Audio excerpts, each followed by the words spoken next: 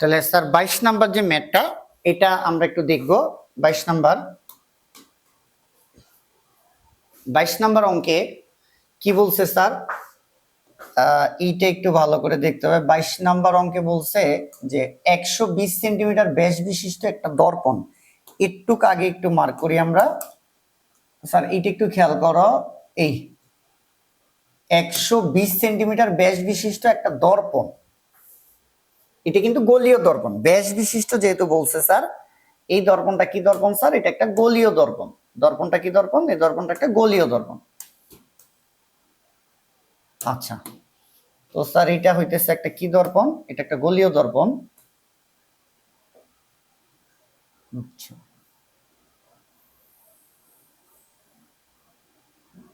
এই স্যার এই যে একটা গোলীয় দর্পণ, এটা একটা কি দর্পণ? এটা একটা গোলীয় দর্পণ। আচ্ছা, এই গোলীয় দর্পণ বলে নাই, কিন্তু ধরে নিতে হবে দর্পণটা গোলীয় দর্পণ।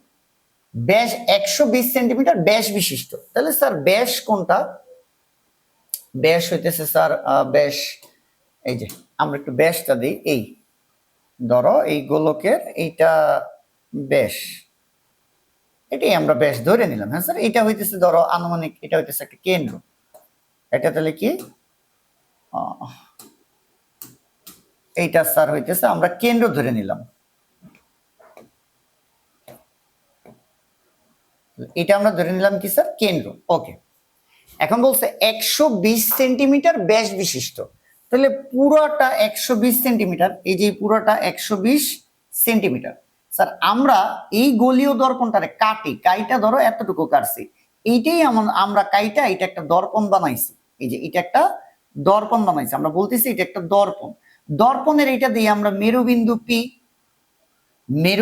পি, আর এই গোলীয় দর্পণের এই যে টোটাল যে গোলকটা, এর যে স্যার সেন্টার পয়েন্ট, ধরো ধরলাম আমরা সেন্টার পয়েন্ট এইটারে আমরা বলতেছি বক্রতার কেন্দ্র সি।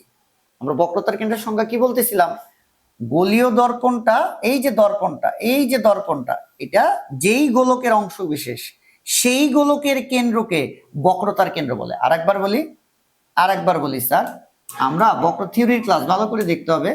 এই যে গোলীয় দর্পণটা, এতটুকু একটা দর্পণ, এই দর্পণটা যেই গোলকের অংশ, সেই গোলকের কেন্দ্রকে আমরা বলি বক্রতার কেন্দ্র।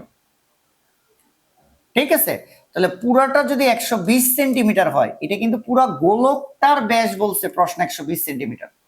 পুরা গোলকটার ব্যাস বলছে 120 সেন্টিমিটার। তাহলে স্যার বক্রতার ব্যাসার্ধ কত?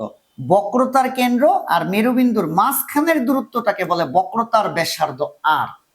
তাহলে পুরাটা যদি হয় ব্যাস, পুরা গোলকের ব্যাস 120 সেন্টিমিটার, তাহলে সেন্টার থেকে মেরু পর্যন্ত এই দূরত্ব কত স্যার? 120 সেন্টিমিটার ভাগ 2, এটাই বুঝাইতে চাইতেছি। তাহলে আমরা গয়ের শুরুতে যে কাজটা করব, বক্রতার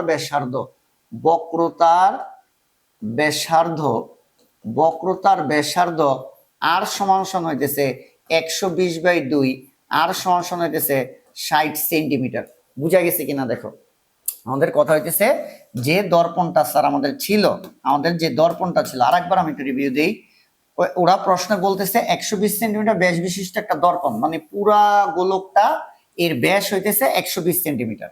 আর আমরা জানি যতটুকু আমরা কাইটা নিছি এতটুকু ধরো দর্পণ, এই যে এতটুকু দর্পণ, এই দর্পণটা যেই গোলকটার অংশ, ওই গোলকের যে সেন্টার বা কেন্দ্র, ওই কেন্দ্রটাকে আমরা বলতেছি বক্রতার কেন্দ্র সি। আর বক্রতার কেন্দ্র সি থেকে মেরু পর্যন্ত যে দূরত্ব, এটাকে আমরা বলতেছি বক্রতার ব্যাসার্ধ আর। আর এতটুকু যদি আর হয়, তাহলে পুরাটার অর্ধেকই তো বক্রতার ব্যাসার্ধ। তাহলে পুরাটা বলতেছে 120, তাহলে এতটুকু কত স্যার? 60 সেন্টিমিটার। এতটুকু কত স্যার? 60 সেন্টিমিটার। ঠিক আছে, তাহলে আমরা আর এর মানটা জানলাম। স্যার আমরা প্রশ্ন আর পড়বো না, আর এর মান জানি মানে আমি এফ এর মান বলতে পারবো, এফ ইজ ইকুয়াল টু কি? r/2।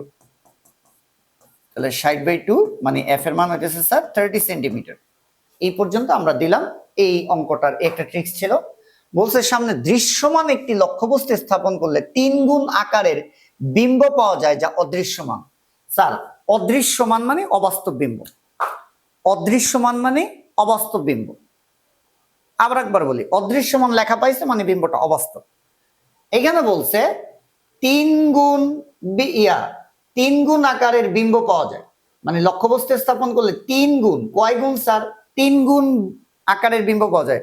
মানে এই যে তিন গুণ, দুই গুণ, এটা হচ্ছে এম এর মান, বিবর্ধনের মান। বিবর্ধন এম সমান সমান স্যার 3।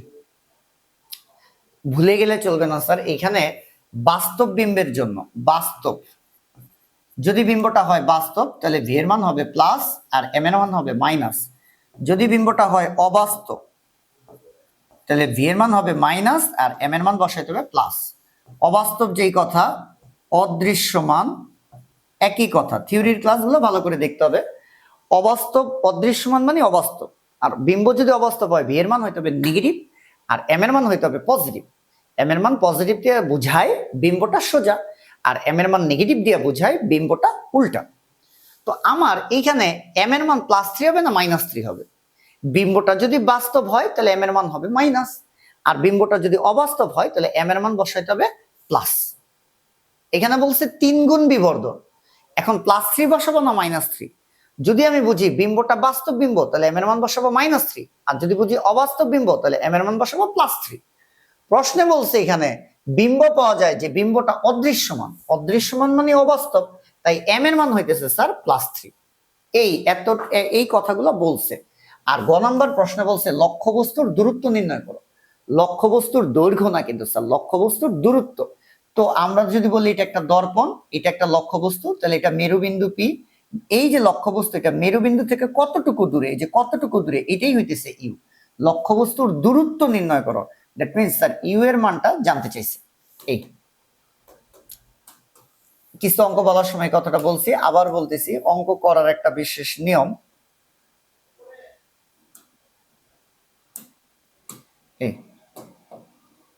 তো বিশেষ নিয়ম হইতেছে স্যার আমাদের এখানে খেয়াল করো, ইউ এর মানটাও দেওয়া নাই, ভি এর মানটাও দেওয়া নাই, যে মানগুলো দেওয়া আছে এই কথাগুলো কিন্তু অনেক অঙ্কে কাজে লাগবে। যে আমাদের প্রশ্নে যাই জানতে চাই আমরা কিভাবে করব বুঝতেছি না, কিন্তু আগে দেখো ইউ এর মানও নাই, ভি এর মানও নাই।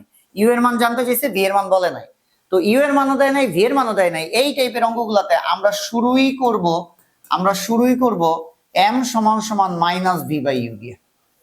আরেকবার বলি কথাটা স্যার, আমাদের যেই অঙ্কে ইউ এর মানও দেওয়া নাই, ভি এর মানও দেওয়া নাই, কি বের করতে হবে, কোন সূত্র বসাবো, এটা বসার আগে যে কাজটা করব এম সমান সমান -v/u, ওই টাইপের অঙ্কে এম এর একটা মান বলে দেওয়া। আসলেও দেখো এই অঙ্কে এম এর একটা মান বলে দেওয়া আছে স্যার, এই অঙ্কটায় এম এর একটা মান বলে দেওয়া আছে। এই যে এম এর মান কত স্যার? 3। স্যার এই যে একটা অঙ্ক এম এর মান বলা আছে কত? 3। তাহলে এই যে এম এর নিচে আমরা 3 দিলাম, সমান সমান -v/u। তাহলে 3u সমান সমান -v, দুই পাশে মাইনাস দিয়ে গুণ করলে -3u সমান সমান ডাবল মাইনাসে প্লাস, তাহলে v সমান -3u। স্যার এই কাজটা কখন করব আরেকবার বলি, অনেক অঙ্কে কাজে লাগবে, এরপরে তুমি ভাববা। এই যে এইটা কখন করব, যখন আমরা প্রশ্নটা পড়ে দেখবো ইউ এর মানও দেওয়া নাই, ভি এর মানও দেওয়া নাই, ইউ এর মানও নাই, ভি এর মানও নাই, আমরা লিখে দিব এম সমান -v/u, এবং ওই প্রশ্নে দেখবো বিবর্ধনের একটা মান দেওয়াই আছে। এই যে বিবর্ধনের একটা মান দেওয়া আছে 3, প্লাস না মাইনাস, এটা হচ্ছে বাস্তব না অবাস্তব, সোজা না উল্টা, ওইটা দিয়ে প্লাস মাইনাস ঠিক করব। ঠিক করার পরে এম এর মান বসাই দেয়া আমরা এই যে এরকম একটা ইকুয়েশন নিয়ে আসবো, ভি সমান -3u, ভি সমান -2u, বা ভি সমান +2u, বা ভি সমান +3u, এমন টাইপের যাই আসবে। যাক, এরপরে স্যার এখন আমরা কোন সূত্র বসাবো এটা তোমরা বলো। আমাদের বলছে কি ইউ এর মান বের করতে, সচরাচর আমরা বসাই 2 মিনিট লাগবে স্যার। ও শেষ করি স্যার। এটা হইতেছে 1/u প্লাস 1/v সমান সমান 1/f। তাহলে 1/u, ইউ এর মান কত দেওয়া নাই, তাহলে লিখলাম ইউ প্লাস 1/v, ভি এর মানটা কত? ভি এর মান হইতেছে -3u সমান সমান 1/f। এফ এর মানটা কত স্যার? এফ এর মানটা হইতেছে 30 সেন্টিমিটার, এই যে 30, এই যে এফ এর মান 30 সেন্টিমিটার। তাহলে এখানে লসাগু করলে, লসাগু করার আগে আমরা কি জিনিসটা ছোট করে নিই। এই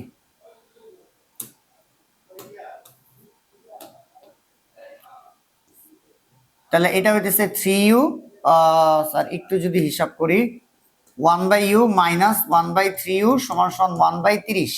এই যে স্যার এই যে এফ এর মান 30, তো লসাগু হইতেছে 3u, ইউ কাটলে 3 - 1 সমান সমান 1/30।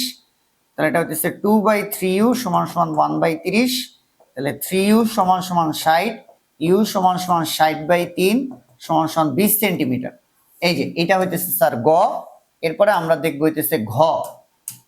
তো এই যে আমরা এখন ঘটা দেখব। এই ঘটা দেখব আইছে কি কত জানি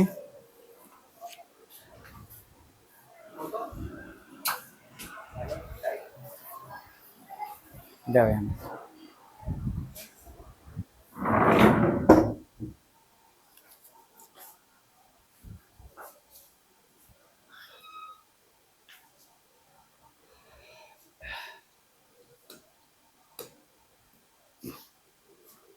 তো স্যার আমরা এই জিনিসটা দেখলাম।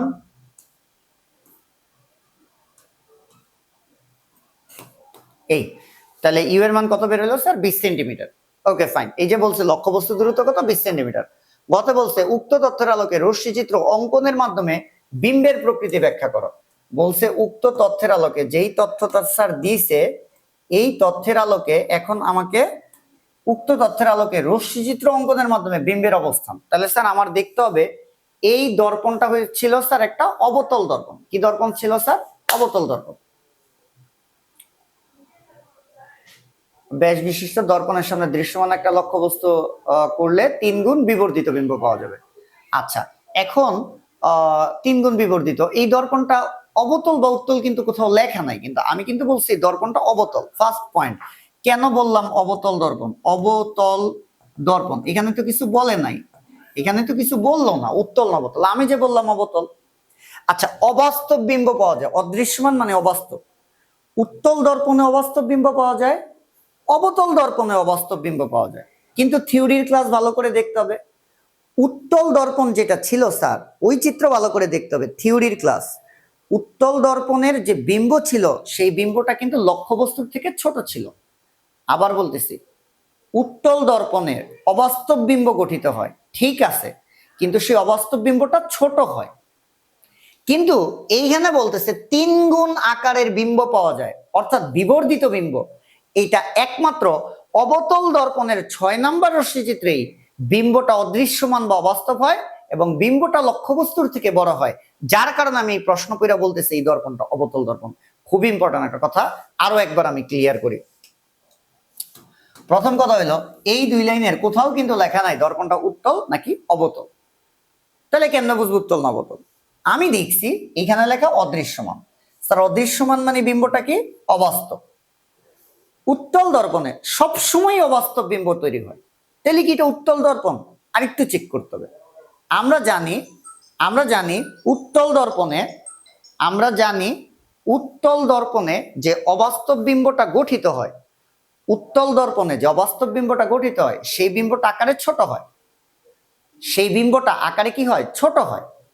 আর অবতল দর্পণে যে অবাস্তব বিম্বটা গঠিত হয় সেটা আকারে বড় হয়। এইখানে আমি দেখলাম লক্ষ্যবস্তু স্থাপন করলে 3 গুণ আকারের বিম্ব পাওয়া যাবে, তার মানে বিম্বটা বড়।